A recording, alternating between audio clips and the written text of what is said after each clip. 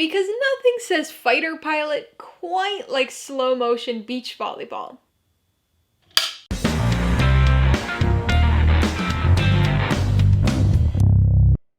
Hey everybody, welcome to Mainly Movies. Today I'm going to be talking about the 1986 action drama film, Top Gun. If you're new here, please consider subscribing for a variety of movie-related content like reviews, ranked lists, and trailer reactions. All my reviews include a breakdown of the pros and cons, my rating, and some tailored film recommendations, so be sure to watch through to the end of this video for all of that extra content. Top Gun stars Tom Cruise, Kelly McGillis, and Val Kilmer, and was directed by Tony Scott. It tells the story of reckless fighter pilot Maverick, played by Tom Cruise, as he competes for the Top Gun trophy at an elite naval flying school. Top Gun is one of those movies where your opinion of it is very dependent on your first experience with it. You're either gonna like it right away, or you won't. It's a film that's very upfront about what it is. There's not exactly a lot of nuance to it, or layers to decipher with repeat watches, so it's not the kind of movie that needs time to grow on you. So, the first watch is key to your enjoyment, or lack thereof. For me, my first experience with Top Gun wasn't even with the film itself, it was with a ride. Here, you could see me and my cousin getting the full Top Gun experience in 1991. I'm playing the role of Maverick, and he Goose. Neither of us had any clue what Top Gun was at the time, but we knew we wanted to go on the ride that was blasting Danger Zone. Top Gun is the quintessential 80s film, displaying all that's good and bad about blockbusters of the decade. Honestly, it's hard to describe just how 80s this movie is. So 80s, it almost hurts. The dialogue, the cheesiness, the music, it's a film very much of its time period. But as a result, it's a bit of a time capsule movie. Maybe not so much of 80s reality, but of that cinematic idealization of the 80s. And so it really captured the zeitgeist of the time period, and was that idealized romantic action movie that people wanted to go see on the screen. It was a hit, and continuously played in theaters for a full year after its release. To a certain extent, you can understand why this movie was so popular. It had action, it had romance, it had cool pilot characters and jets. It's an action drama by genre definition, but to many moviegoers in 1986, it was a fantasy. They wanted to be the hotshot fighter pilot who rode around on the motorcycle and got the girl. Again, this movie was an idealized version of reality, but it ended up having real-life effects because people wanted that life. Following the film's release, there was a huge uptick in naval recruitment because people were enlisting to become pilots because they thought it was so cool. Obviously not everybody went to such extremes, but sales of bomber jackets and aviator sunglasses shot up too. A lot of people thought it was a cool movie. So for those people, those largely male teenage audiences who flocked to theaters in 1986, this movie was and still is great because it was more than just a movie to them. Watching the film now, away from that more encompassing experience, there are some good elements. It's an extremely iconic movie. There are some very memorable moments, and lines of dialogue, and music. There's also some unexpectedly good cinematography at times, especially with regard to utilizing natural lighting. Lots of golden hour and backlighting and moody silhouetted shots that look great.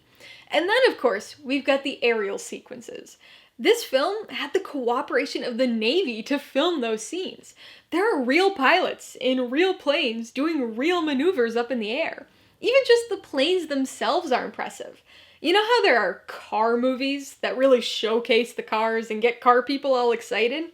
Well, Top Gun is a plane movie. Just the opening close-ups of the film are sure to get any jet junkie or Navy fan salivating.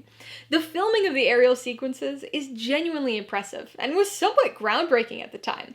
But I'll admit, as somebody who doesn't really care about planes all that much, these aerial scenes start to lose their appeal after a while.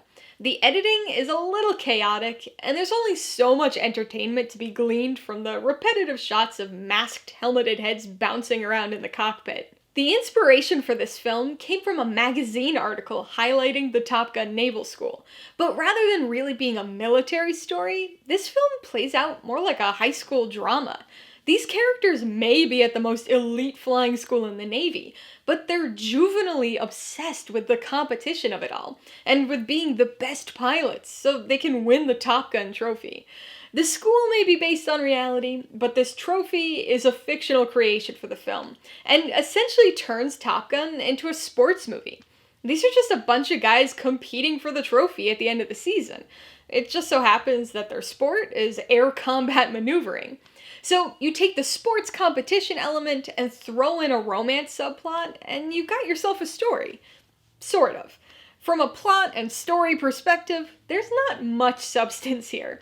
It's simple, but occasionally tough to make out precisely what's happening at certain points, and the strange pacing only highlights just how little there actually is to the story. Top Gun is a strange beast. It's a hyper-masculine, testosterone-fueled film full of arrogant hotshot wildcards who break the rules, lots of planes, and some sweaty beach volleyball for good measure. But it's also a movie that wants to have broader audience appeal. So in between the aerial dogfights and explosions, it cuts to extreme melodrama and cheesy romance. At times, it almost feels like a parody of itself, not helped in the least by its repetitive soundtrack. This movie doesn't take my breath away, but at least it occasionally gets me riding into the danger zone. Alright, let's talk about the pros and cons. The biggest pro has got to be the aerial sequences. So not only are they the most exciting and least cheesy parts of the movie, but they're also just impressive from a filming standpoint. Technology and cameras have improved a lot since 1986, so we're certainly going to be treated to even better looking sequences in Top Gun Maverick, but some of the shots in this original movie still look cool today. There are a few where the camera's actually mounted on the plane that are really impressive. The filler shots of the actors in mock gimbal cockpits aren't as great, but the actual in-air footage is really cool. On the con side, the biggest issue is definitely the story. There's just not much to it. And sometimes that kind of simplicity can be effective in a movie, but here it just ends up making it feel very insubstantial. The romance subplot is kind of eye-rollingly unbelievable, and if that was only a minor component of the story, then it wouldn't be a huge deal, but unfortunately, and sadly, it's probably the most coherent aspect of the story. The pacing certainly hampers things at times, but even the exciting plane portions of the story feel sort of rushed and haphazardly thrown together. It has moments that had the potential to be impactful, but the cheesiness and arrogant competitive aspects of the story really prevent it from ever having any sort of resonant significance. That segues nicely to my second con, which is the cheesiness.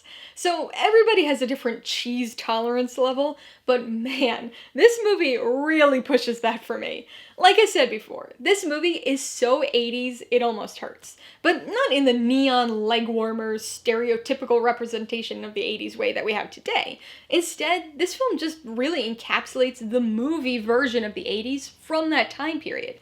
The unbelievable romance, the super corny dialogue, the beach volleyball montage, it's just all so cheesy. And that's before you take into account the 24 times they play Take My Breath Away. Before I give you my rating and recommendations, I want to remind you that if you're interested in buying Top Gun or any of the other films I mentioned today, I do have affiliate links for all of them in the description below. I get a small commission from anything you buy using one of my links, so I'd really appreciate it if you use them if you're in the market for any of these movies.